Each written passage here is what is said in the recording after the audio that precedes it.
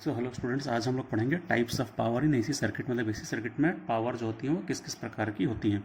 तो तीन टाइप की पावर होती हैं। अपेरेंट पावर जिसको अपन एस से शो करते हैं, एक्टिव पावर जिसको हम पी से शो करते हैं, और रिएक्टिव पावर जिसको हम क्यू से शो करते हैं। तो अपन लोग देखते हैं एक एक करके पावर्स क्या होती हैं। ठीक है, तो पहले देखते हैं अपन अपेरेंट पावर क्या होती है। तो अपेरेंट पावर जो है वो एस से डिनोट की जाती है और it is multiplication of RMS voltage and RMS current. मतलब आरएमएस वोल्टेज और करंट का मल्टीप्लिकेशन होती है। इसकी यूनिट क्या होगी?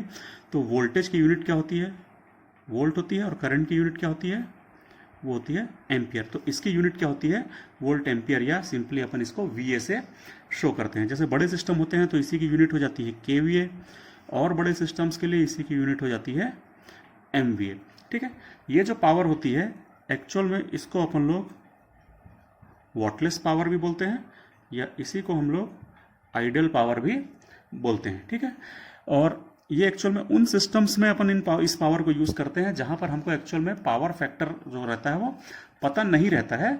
और पावर फैक्टर यदि हमको पता नहीं रहता है तो उन जगहों पर अपन लोग अपेरेंट पावर का यूज़ करते हैं। जैसे कि हम लोग जानते हैं ट्रांसफार्मर हमने पढ़ा है, जनरेटर्स वगैरह जो रहते हैं, अल्टरनेटर, इनमें हमको पावर फैक्टर पता नहीं रहता है। तो इनकी जो अपन लोग रेटिंग देते हैं वो रेटिंग हम लोग हमेशा क्या देते हैं?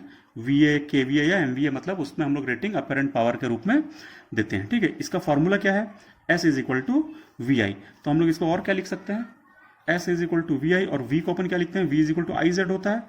तो ये हो गया I Z multiplied by I, तो इसका मतलब हो गया आई स्क्वायर इंटू जेड। तो इसका एक और फॉर्मूला होता है एस का, आई स्क्वायर इंटू जेड होता है। ठीक है, ये हो गई अपनी अपेरेंट पावर। यही पावर होती है जो कि सप्लाई कंपनी जो है वो सप्लाई करती है। एक्चुअल में जो हमारे जनरेटर से, पावर प्लांट से जो हमको मिलती है वो अपेरेंट पावर रहती है। ठीक है, अब दूसरी जो पावर होती है, जो इंपॉर्टेंट पावर है अपनी, वो होती है एक्टिव पावर। ठीक है, कौन सी पावर है ये? Active power. सेकंड वाली जो थी एक्टिव पावर को हम लोग किससे शो करते हैं? पी से शो करते हैं, और इसका फॉर्मूला होता है वी आई कॉस फाई। तो एक्चुअल में ये वही पावर है जो एक्चुअल में लोड के द्वारा कंज्यूम होती है। मतलब हम जो पावर को यूज करते हैं, जिस पावर से वर्क होता है, वो पावर कहलाती है एक्टिव पावर। इसी का नाम है रियल पावर। इसको हम लोग रियल पावर भी बोलते हैं, और इसी को हम लोग एक्चुअल पावर भी बोलते हैं, क्योंकि यही एक्चुअल पावर है जो कि हम लोग यूज करते हैं, जो कंज्यूम करते हैं, जो वर्क करने के काम में आती है। जैसे हीटर जो गर्म होता है, या बल्ब जो रोशनी देता है, ठीक है, मोटर्स जो रोटेट करती हैं, ये सब किसके कारण होती है? ये सब होती है एक्चुअल पावर या रियल पावर या एक्टिव पावर के कारण। ये वो पावर है जो कि हमको, जो अपेरेंट पावर जो सप्लाई कंपनी जो देती है, जो पावर देती है, उसमें से पूरी पावर हम लोग यूज नहीं कर पाते हैं, बल्कि कुछ पावर ही यूज कर पाते हैं, और वो डिसाइड करता है ये एक फैक्टर। इस फैक्टर को अपन बोलते हैं पावर फैक्टर। इसको अपन लोग बाद में पढ़ेंगे कि ये क्या होता है। ठीक है, तो ये होगी हमारी active power, V I cos phi. इसकी यूनिट होती है वॉट।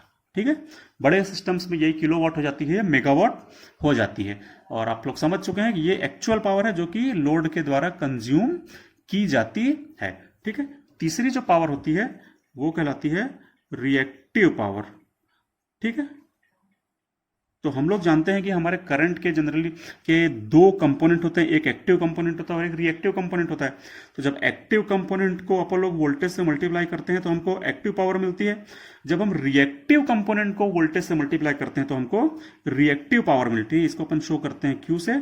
और हम लोग यदि अपने रिएक्टिव कंपोनेंट ऑफ करंट, मतलब आई साइन फाई को यदि हम लोग वी से मल्टीप्लाई कर दें तो आ जाता है हमारा reactive power Q is equal to V I sine phi. इसकी यूनिट होती है वोल्ट एम्पियर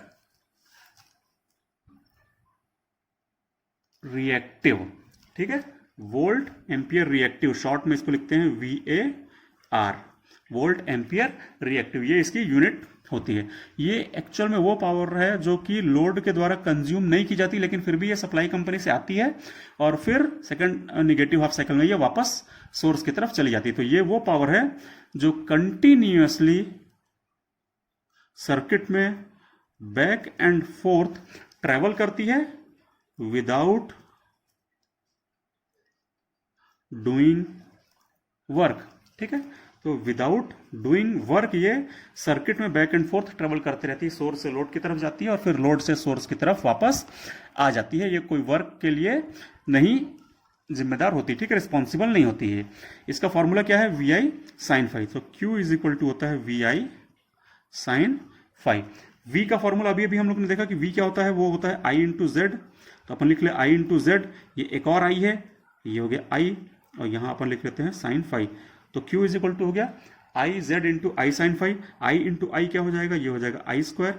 ये क्या बचेगा, जेड साइन फाई, और जेड साइन फाई जो होता है वो होता है x, reactance of the circuit. तो क्यू की इज इक्वल टू क्या हो गया, आई स्क्वायर एक्स। तो क्यू का एक और फॉर्मूला होता है आई स्क्वायर एक्स। ठीक है, जैसे कि अपेरेंट पावर का एक और फॉर्मूला था आई स्क्वायर जेड, वैसे ही क्यू का एक और फॉर्मूला होता है आई स्क्वायर एक्स। ये वो पावर है जो कि रिएक्टिव कंपोनेंट में यूज होती है। ठीक है, ये रिएक्टिव कंपोनेंट्स में डेवलप होती है पावर, वो कहलाती है रिएक्टिव पावर। तो इस प्रकार से ये हमारे 3 टाइप की पावर हो गई। इसको हम लोग एक बार और देख लेते हैं, तुरंत फटाफट एक बार समराइज कर लेते हैं। अपेरेंट पावर जो होती है एस, ये होती है वी आई, इसकी यूनिट होती है वोल्ट एम्पियर। एक्टिव पावर क्या होती है, ये होती है, इसको अपन रिप्रेजेंट करते हैं पी से, ये होती है वी आई कॉस फाई, और इसकी यूनिट होती है वाट। रिएक्टिव पावर जो होती है वो क्यू, वो होती है वी आई साइन फाई, और इसकी यूनिट होती है V A R volt ampere reactive. इसमें से जो पावर हम लोग एक्चुअल में यूज करते हैं वो कौन सी होती है, वो ये पावर होती है एक्टिव पावर। ठीक है, अब हम लोग पहुंचते हैं वो जो फैक्टर मैंने बताया था कि जो हमको सप्लाई कंपनी जो पावर देती है वो होती है वी आई, लेकिन ये पूरी की पूरी पावर हम लोग कंज्यूम नहीं करते हैं, बल्कि इसमें से एक फैक्टर को ही हम कंज्यूम करते हैं।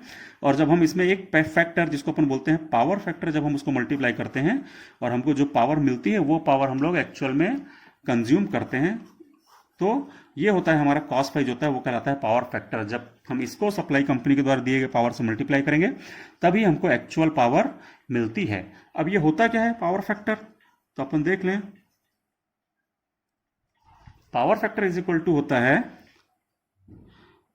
Active power divided by apparent power. मतलब हम जितनी पावर यूज कर रहे हैं actual power divided by the power supplied by the company, इन दोनों का जो रेशियो होता है वो होता है पावर फैक्टर। ये क्या होता है, P इज इक्वल टू होता है वी आई कॉस फाई, और S इज इक्वल टू होता है वी आई।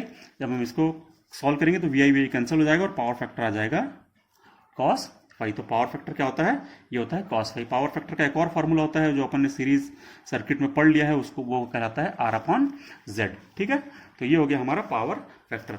यदि हम पावर ट्रायंगल बनाने की बात करें, जैसे हमने इंपीडेंस ट्रायंगल बनाया था, जैसे हमने वोल्टेज ट्रायंगल बनाया था, यदि वैसे ही हम लोग पावर ट्रायंगल बनाने की कोशिश करते हैं तो पावर ट्रायंगल कैसा होता है मैं बता देता हूँ। इंडक्टिव सर्किट के लिए पावर ट्रायंगल, तो ये होता है पावर ट्रायंगल। यहाँ पर अपन बनाते हैं P, यहाँ पर बनाते हैं अपन Q, और ये होता है S, और ये वाला जो एंगल होता है वो होता है अपना पावर फैक्टर एंगल या फेज एंगल। तो रियल एक्सिस में अपन बनाते हैं रियल पावर, इमेजिनरी एक्सिस में अपन बनाते हैं रिएक्टिव पावर, और इन दोनों का जो समेशन होता है फेजर सम वो होता है S। तो मतलब P और Q का फेजर सम होता है S, तो हम लोग इसीलिए S को लिखते हैं P प्लस जे क्यू। ये X को अपन कॉम्प्लेक्स पावर भी बोलते हैं, S is equal to P plus j Q होता है, मतलब S is equal to phasor P plus phasor Q। ठीक है, और इसी का यदि हम लोग मैग्नीट्यूड निकालने की कोशिश करें तो इस डायग्राम से अपन देख सकते हैं राइट एंगल ट्रायंगल से मैग्नीट्यूड जो होता है वो under root P square plus Q square के बराबर होता है। तो ये हो गई S कॉम्प्लेक्स पावर, और ये दो फैक्टर से मिलकर बनी होती है। ये रियल पार्ट होता है एक्टिव पावर और इमेजिनरी पार्ट होता है रिएक्टिव पावर। ठीक है, तो ये हो गया कंप्लीट पावर एसी सर्किट के बारे में और पावर फैक्टर के बारे में। ठीक है, आई होप आप लोगों को समझ में आ गया होगा। Thank you.